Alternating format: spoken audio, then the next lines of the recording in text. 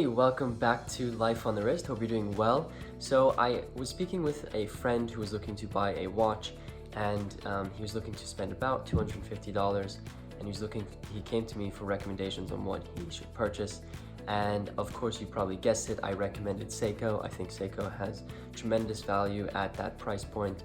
I'm sure most of you, if you are watching this video, you own a Seiko or have good things to say about Seiko. So I thought I would make a video about the first and only Seiko that I've ever owned. I've got that. I received this watch probably within the last year or so. So I haven't worn it. I try to keep it as special as possible because it does have a lot of value to me. That's why I thought I would talk to you guys about the watch. I'm sure you probably have never seen the Seiko, or perhaps have only seen it a few times, which I think is a cool thing about this video. So we're gonna be sharing with you the story behind this watch as well, being that this is Life on the Wrist. If you are new to this channel, welcome to Life on the Wrist. We create videos about watches. We focus on the stories behind them, which is obviously why we're making this video about my Seiko.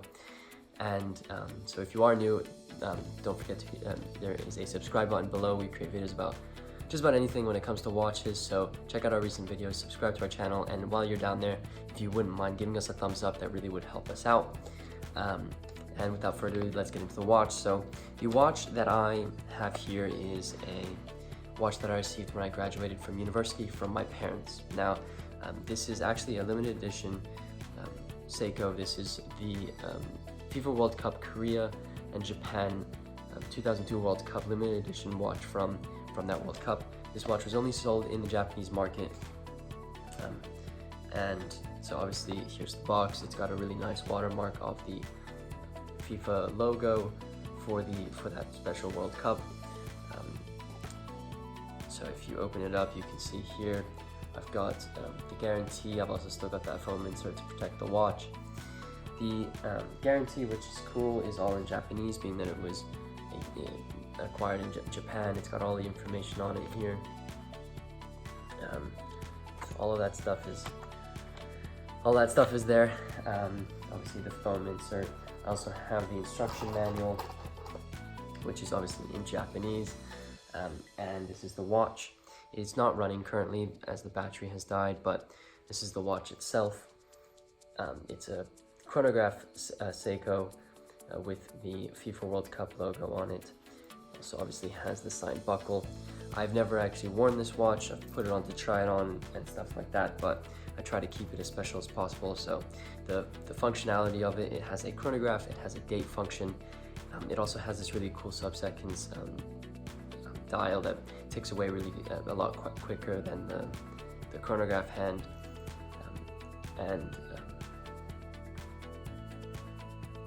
Has a beautiful blue dial. As you probably are aware, I really do love blue dials. You can see on my memo sale I love blue. It's one of my favorite colors. It has a bi-directional bezel as well, so that's a cool functionality of it. As I said, it's not running. It has very kind of chinky chain, but that's, I think, part of the charm of it. So like I said, I received this watch when I graduated from university. This watch was actually, I received this from my parents upon graduation.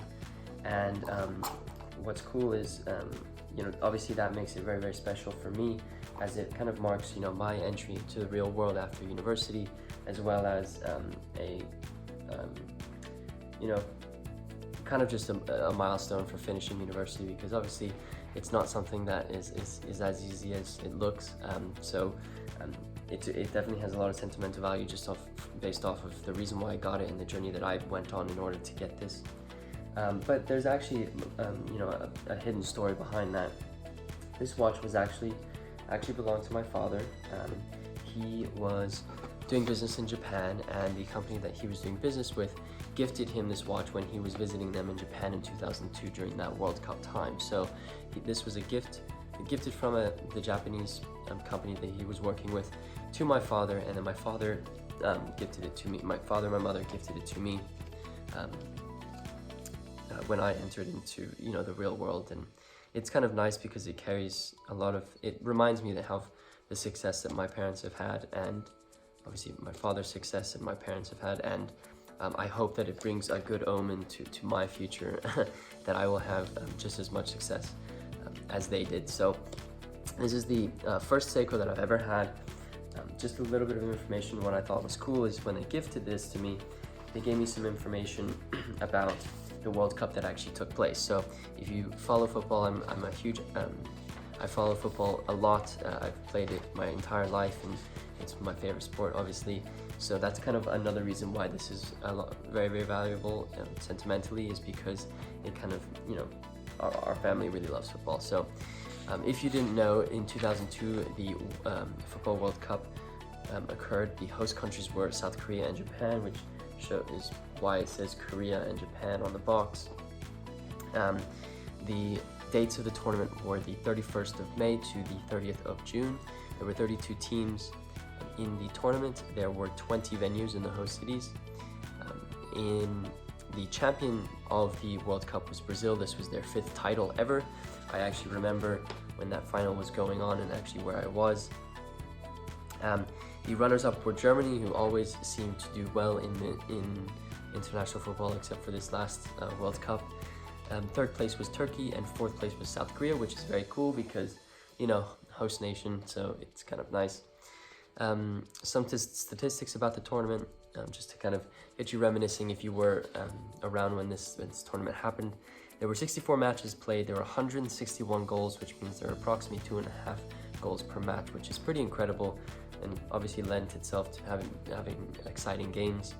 There were around 2.7 million attendees for this World Cup, which is approximately 42,000 per game. The top goal scorer was Ronaldo, the Brazilian Ronaldo. He scored 8 goals. He's obviously one of the best footballers to ever live. The best player was Oliver Kahn, which is really cool. He's the German goalkeeper, or was a German goalkeeper. It's cool that the best player was given to a goalkeeper. A lot of the times it's given to people who play on the field, or in the field, as opposed to in the goal. So that was cool. The best young player was Landon Donovan, who's an American footballer. I think he was just starting out his career, so cool to see that and remember that. And then the best goalkeeper obviously was Oliver Kahn, who received that best player award. So that's just some statistics about the game that my parents actually gave me when they gave me the watch, or about the World Cup when they gave me the watch. I think you know, I wanted to make sure that you know that I practice what I preach. I have a watch that I have a Seiko, being that I recommend Seiko to a lot of individuals. I absolutely love the kind of like light blue dial. I think it's extremely brilliant. It just looks beautiful. It also fits my wrist really well, which I like. Obviously, you know, comes on this bracelet. It's really just in unworn condition, which I really like. And yeah, I'm happy that I have it in my collection. You know, I received the watch when I graduated from high school. I also received the watch when I graduated from university from my parents. So I think they knew that this was a special hobby for me, and obviously they added a beautiful piece to the hobby for sure. So it also has a really I like the fact that it has the World Cup logo on next to the date function at 3 o'clock. I think that it's just something unique. You know, as I said, this was only sold in the Japanese market, and I haven't really been able to find a lot of information on this watch. So if you do know anything about this watch, be sure to put some stuff in the comments so I can honestly just talk to you about it, because I would love to have some more information on it. But I know that it's obviously limited, very limited. It was produced in very limited quantities, so that's kind of my collecting philosophy. I like things that are not are unique. You won't see on people's wrists very often, and I think this is the perfect example of that that type of watch. So this is my first and only Seiko that I've ever owned. So I hope you enjoyed kind of hearing my story behind it, as well as kind of seeing the watch in person. I'll be sure to maybe take some more pictures so you can see them on my Instagram. If you don't follow us there, it's at Life on the Wrist. We post almost daily, so definitely check us out there. Thank you so much for watching. If you've made it this far and you haven't already, be sure to hit that like button. It really does help us out with the YouTube algorithm. We've really seen a lot of people come on board to the Life on the Wrist family, which is super exciting. And while you're giving us a thumbs up, which I know you are, be sure to hit that subscribe button and turn on the bell icon, which will notify you when we upload. Our regular cadence is Monday, Wednesday, Friday, so you can expect that type of cadence, but the bell icon does come handy when you're having a busy day, so be sure to do that. And with that said, guys, I hope you enjoyed this video, and until next time.